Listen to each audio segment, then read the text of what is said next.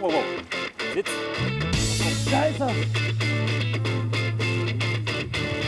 Da muss man höllisch aufpassen. Das wird wild. Ob mit Freunden oder Familie, Angeln in Sachsen-Anhalt geht immer. Karpfenangeln ist wie ein Sporturlaub. Für Hinreisend zeige ich euch, wo ihr garantiert die dicksten Fische aus dem Wasser zieht, was ihr dafür alles braucht und was das alles kostet.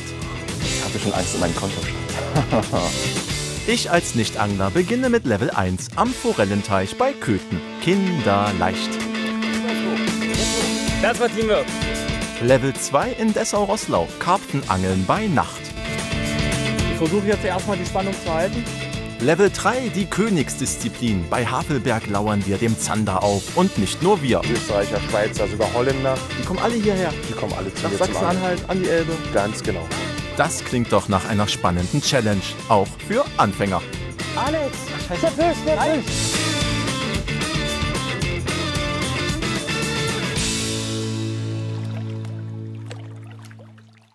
Ich habe Lust auf Angelurlaub, aber das einzige Problem ist, ich kann nicht angeln, aber der da, der kann es. Jens Puhle, 38 Jahre, aus Dessau-Roßlau und Angelprofi. Er verkauft Köder und zeigt auf seinem YouTube-Kanal, wie man sie richtig einsetzt. Hallo liebe Angelfreunde, herzlich willkommen zu einer neuen Folge der Lieblingsköder Angelschule. Wenn mir also einer das Angeln beibringen kann, dann Jens. Müssen wir angeln. Anfang Mai ist der beste Hotspot zum Hechtangeln. Wir starten beim Paschlever Freizeit- und Ferienhof. Hier sind die Teiche voll mit bissfreudigen Forellen. Eine Tageskarte kostet 20 €. Dafür kann man den Teich leer angeln.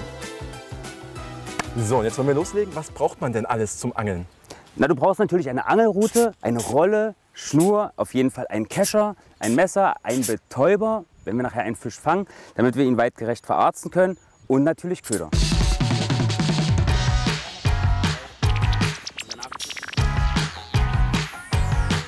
Und jetzt kommt das Allerwichtigste, und zwar die Köder. Die habe ich hier dabei in meinem kleinen Koffer. Das ist übrigens mein Glückskoffer. Ich dachte, der wäre jetzt voller sich windender Würmer. Das ist total spannend. Wir verwenden nämlich einen künstlichen Köder aus Kunststoff. So sehen die aus. Der imitiert ein echtes Beutefischchen. Alles klar. Gibt's noch einen? Was hast du noch? Ja, also ich habe hier einfach... Was ist das hier zum Beispiel? Das Genau. sieht ja ganz anders aus. Der glitzert. Genau. Das ist jetzt ein kleiner Spinnet, den zeige ich dir gleich. Der hat hier hinten dran so ein kleines Metallblättchen. Und wenn man diesen Köder durchs Wasser durchzieht, dann dreht sich hinten das Metallblättchen, reflektiert das Sonnenlicht, schickt das in die Tiefe und lockt damit die Forellen an. Die Forelle ist also die Elster unter den Fischen. Spannend beim Forellenangeln.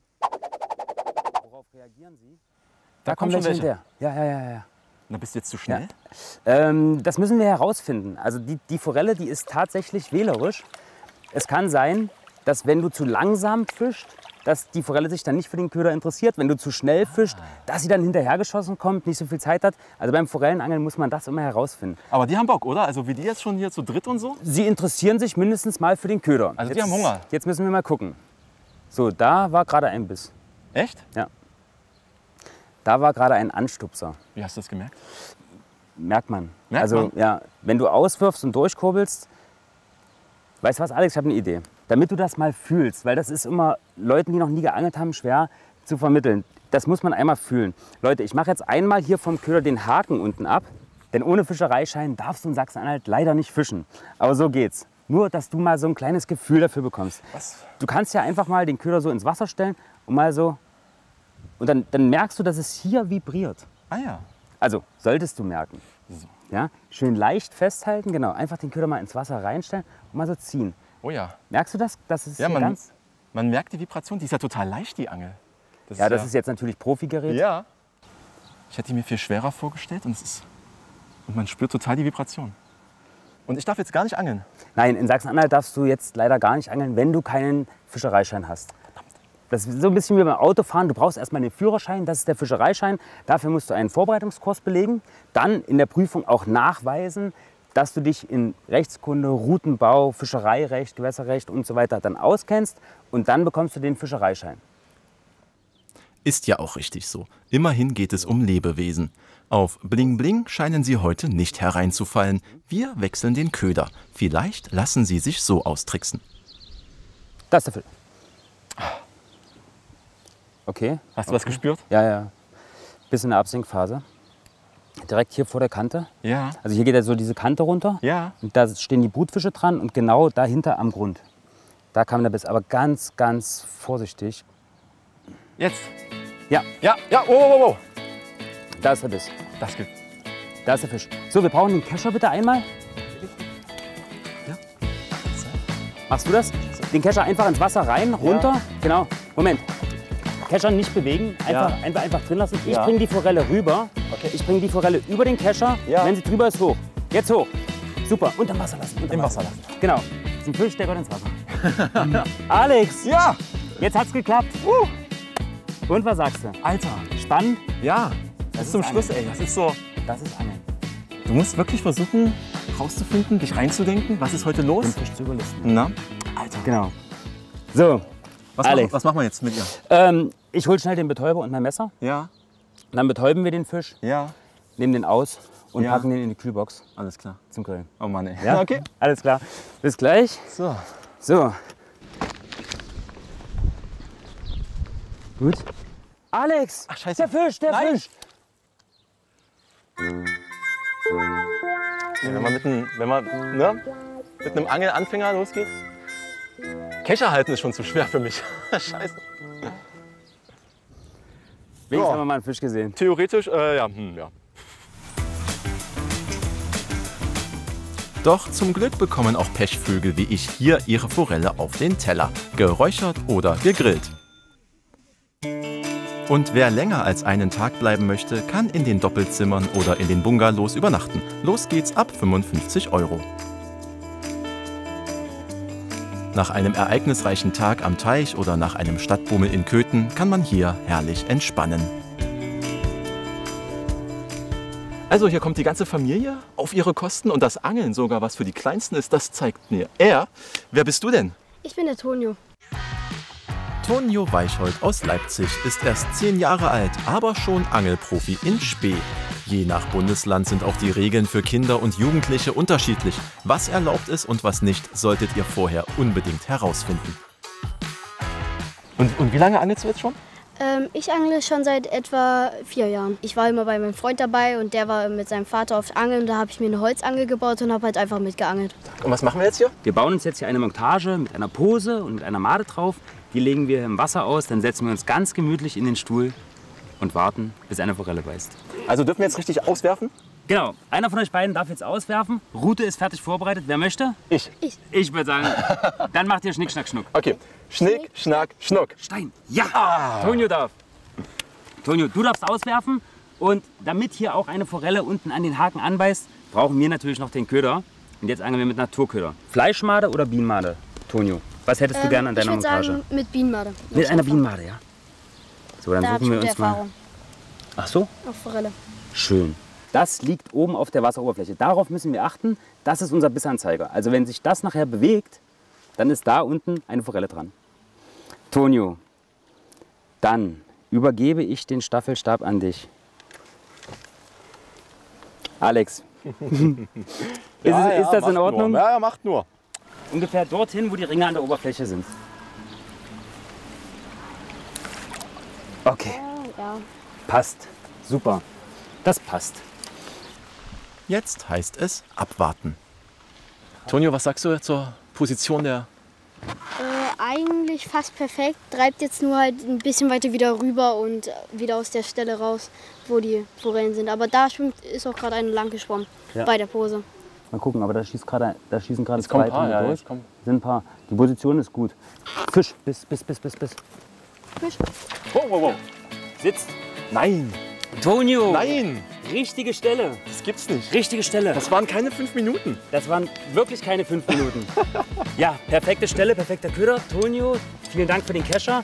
So, Darf Alex, ich noch mal Kescher? Ich bin mir nicht ganz sicher.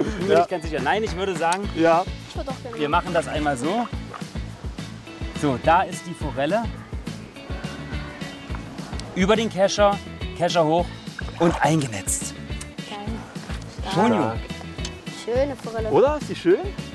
mega, sagst du? mega. Richtig schöne Regenbogenforelle. Stark. Das war Teamwork. Tonio, Zack, Alex, zack. Leute, Alter. es hat geklappt. Es hat geklappt. Wunderbar. Richtig schöne Regenbogenforelle.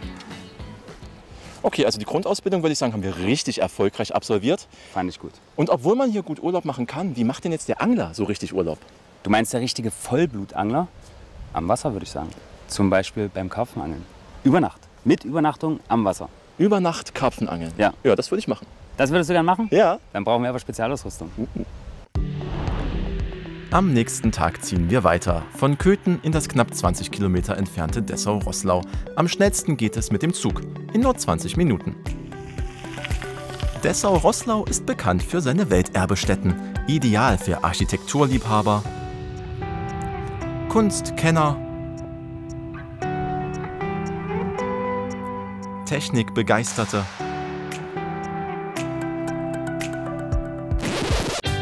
und natürlich Angelverrückte.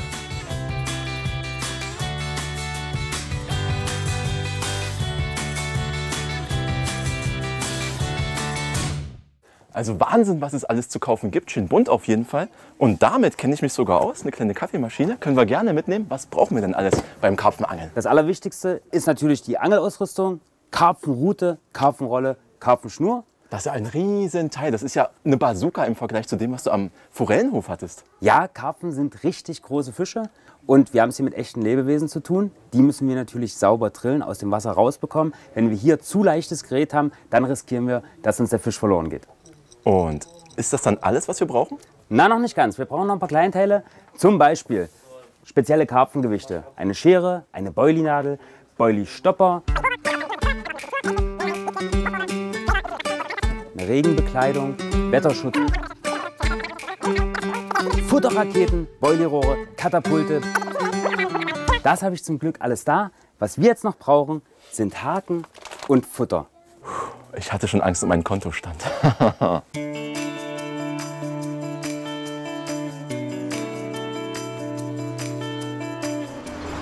Ist schon schön hier. Absolut. Und wo ist jetzt deine Angelausrüstung? Die Angelausrüstung? Ich glaube, die kommt gerade. Und er ist unsere Geheimwaffe, Henry Starke, 30 Jahre aus Dessau-Roßlau.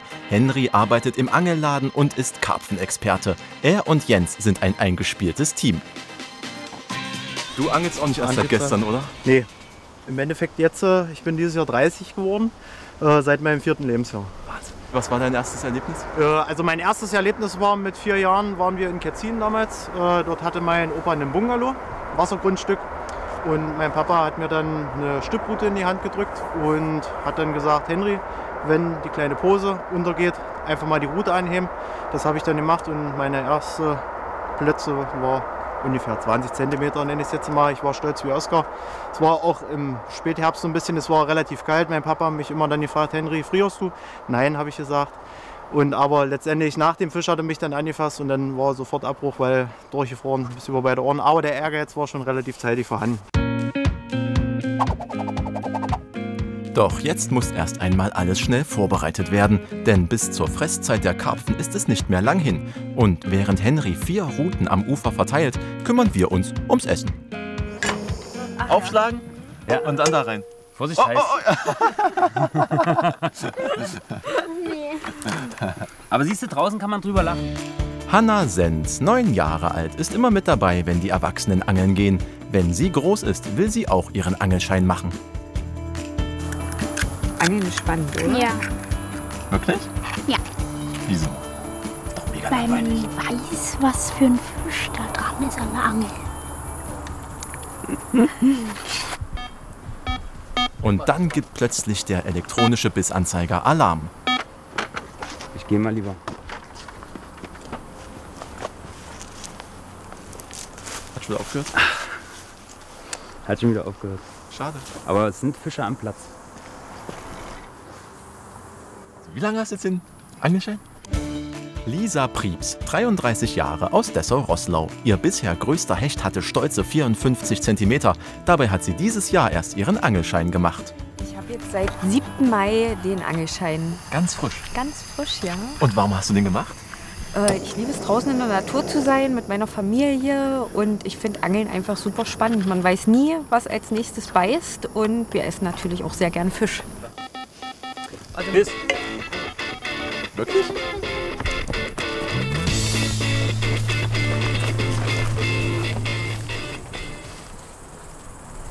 Was habe ich verpasst? Bist verpasst. Aber jetzt nur ein ganz kleiner Bibi-Bieb, ja, das heißt, hat jetzt was an der Schnur gezogen. Ich denke, jetzt geht's los. Jetzt kommen die Fische auf den Platz. Kann sein, dass jetzt ein Karpfen vielleicht ein bisschen durch die Schnur geschwommen ist. Wir sollten uns auf jeden Fall mit Essen beeilen. Oh, jetzt wird's spannend. Weil sonst sind doch Frauen immer selten im Angelbereich, oder? Ja, ich kann das gar nicht verstehen, weil wir brauchen ja auch mal eine Auszeit vom Alltag. Und ja, also ich finde, Angeln ist einfach das perfekte Hobby, um runterzukommen und abzuschalten. Und gerade Karpfenangeln ist wie ein Kurzurlaub. Ja. Ein Kurzurlaub voller Nervenkitzel. Da ist der Fisch. Doch. Da muss man höllisch aufpassen. Die Karpfen gehen natürlich gerne in die Hindernisse rein. Ja. Und jetzt ist Teamwork gefragt beim Karpfenangeln. Henry geht runter. Da, guck mal an der Oberfläche. Da kommt der Fisch. Da ist er. Oh, schöner Fisch. Das ist ein guter Karpfen. Jetzt müssen wir mal gucken, was passiert. Ja. Jetzt. Jo. Ja, er ist drin. Leute. Stark. Alex. Stark. Was sagst du? Mega. So, Haken sitzt gut in der Unterlippe. So soll er beim Karpfenangeln sitzen. Gelöst. Noch ein bisschen Wasser drauf. Der ist jetzt natürlich zu groß zum Essen. Ja. Wir angeln hier auf K3 kleine Satzkarpfen, ungefähr in dieser Größe. So große Fische, die schmecken nicht mehr gut. Die können wir nicht sinnvoll verwerten. Ja. Fisch gehört ins Wasser und genau dahin setzen wir ihn jetzt auch zurück. Okay. Schöner Fisch. Hanna? Viel Hunger oder wenig? So oder noch ein bisschen? So? Alex, komm. Den Rest nehme ich. Ja?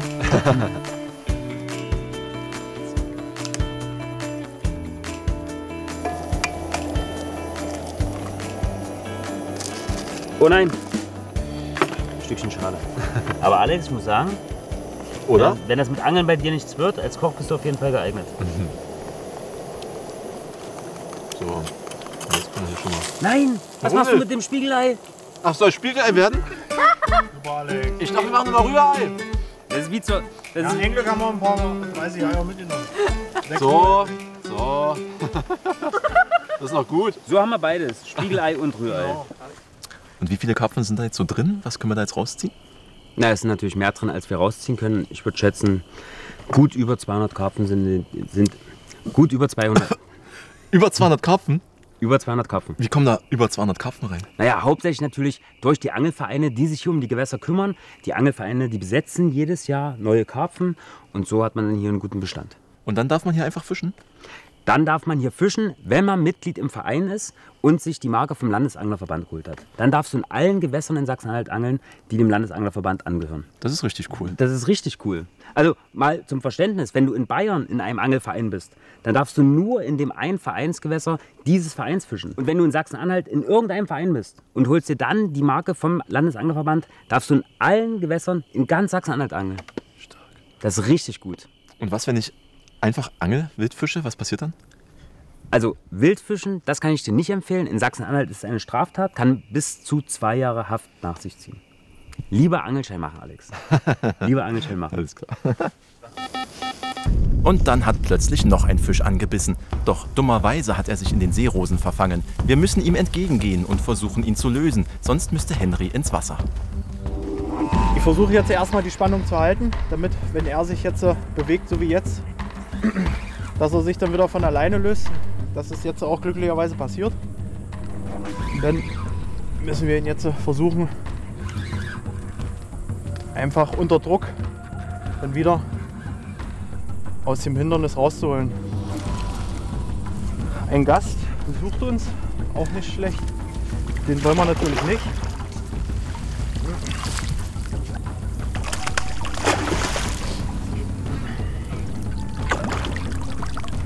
Ja, alles gut.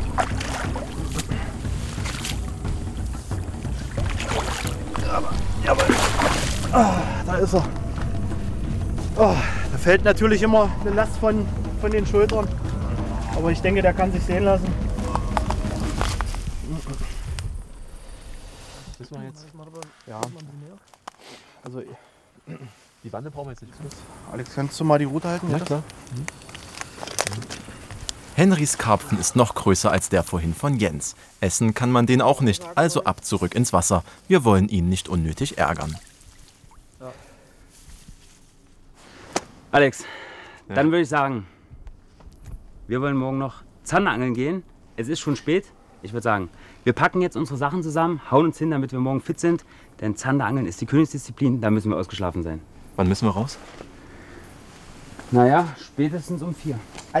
Spätestens um 4 aufstehen. 4 Uhr früh. 4 Uhr morgens. Um 5 müssen wir am Wasser sein. Um 4 Uhr früh mussten wir heute aufstehen. Und Grund dafür ist er. Ja, ich bin der Kai, bin seit vielen Jahren Zanderguide an der Elbe. Kai Müller, 44 Jahre aus der Altmark. Er ist der absolute Zander-Experte. Auch er hat sein Hobby zum Beruf gemacht und führt uns zielsicher zum Fisch. Ohne Angelguide könnten wir lange nach dem Zander suchen. Kai weiß, wo die besten Fanggründe zu finden sind. Verraten tut er sie nicht. Top secret. Von Dessau mussten wir die Elbe jedenfalls ein Stück weit nach Norden. Ein ganzes Stück weit, vorbei an Stendal bis hinter Havelberg. Und wo sind wir jetzt hier? Also warum hier? Ja, wir haben hier einen Abschnitt, wo halt relativ wenig Angeldruck herrscht. Ne? Ja, eine schöne Außenkurve, was ja auch immer ganz, ganz wichtig ist beim Zanderangeln. Damit die Buhnen halt schön durchströmt sind, auch ein ganz wichtiger Faktor. Hier hat man mehr oder weniger seine Ruhe und hier kommen regelmäßig schöne Fische. Das ist ja der Hauptgrund, ja. Also was brauchen wir jetzt als erstes? Natürlich die Angelköder. Spezielle Zanderköder. Das ist das, was wir hier heute fischen. Das sind Gummifische und die imitieren einen echten Beutefisch. Die sind ja riesengroß. Ja, das sind große Köder. Wir angeln auf große Fische, die diese Fische fressen.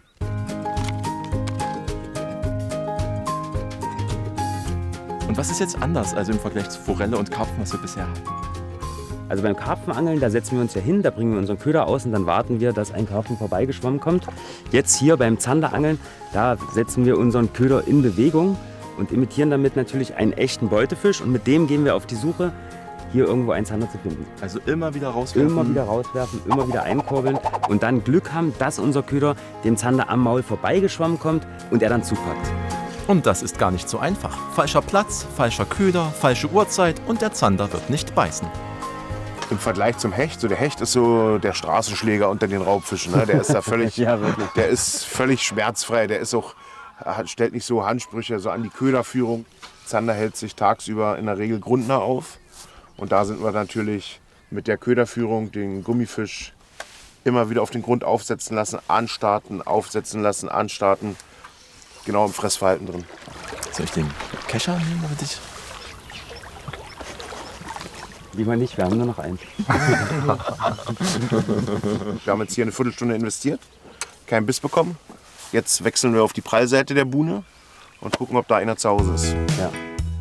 Auf der Prallseite strömt die Elbe gegen die Buhne und sorgt für richtig schöne Wasserwirbel. Das liebt der Zander. Trübes, sauerstoffreiches Wasser. Hier sind die Bedingungen super. Fisch! Nein, das gibt's nicht. Guter Zander. Wow. Sauber. Da ist er. Guter Fisch, warte. Oh, was für ein Einschlag. Geil. Direkt vor der Steinpackung. Oh, schöner. Da ist er. Alter! Alter. Guter Geil. Fisch. Richtig guter Fisch. Mega. Stark! Da ist der Zander, Leute. Und was für ein schöner Fisch. Ich hole mir gleich auch noch einen. Das mache ich mir keine Sorgen. Hammer, ja, war ein richtig kerniger Biss. Den Köder komplett weginhaliert. Geil. War? Richtig geil. 1:0 für Kai. Jens unter Druck. Fisch. Der Sack. Ja, wenn der erste Fisch raus ist, steigt die Laune. Aber nicht bei allen. Nee. Ich muss mich jetzt konzentrieren.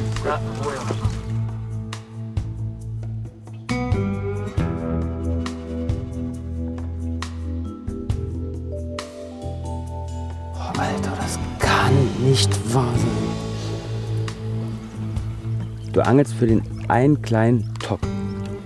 bring einen kleinen Top. Wenn der kommt, dann musst du bereit sein. Also Entspannung ist das ja heute nicht.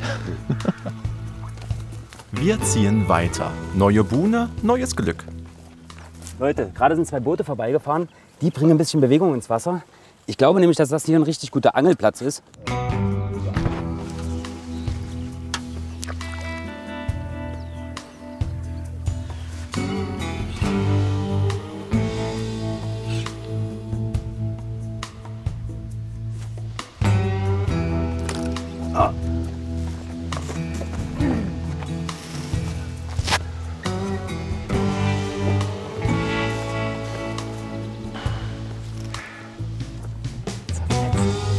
Hinterm Haken.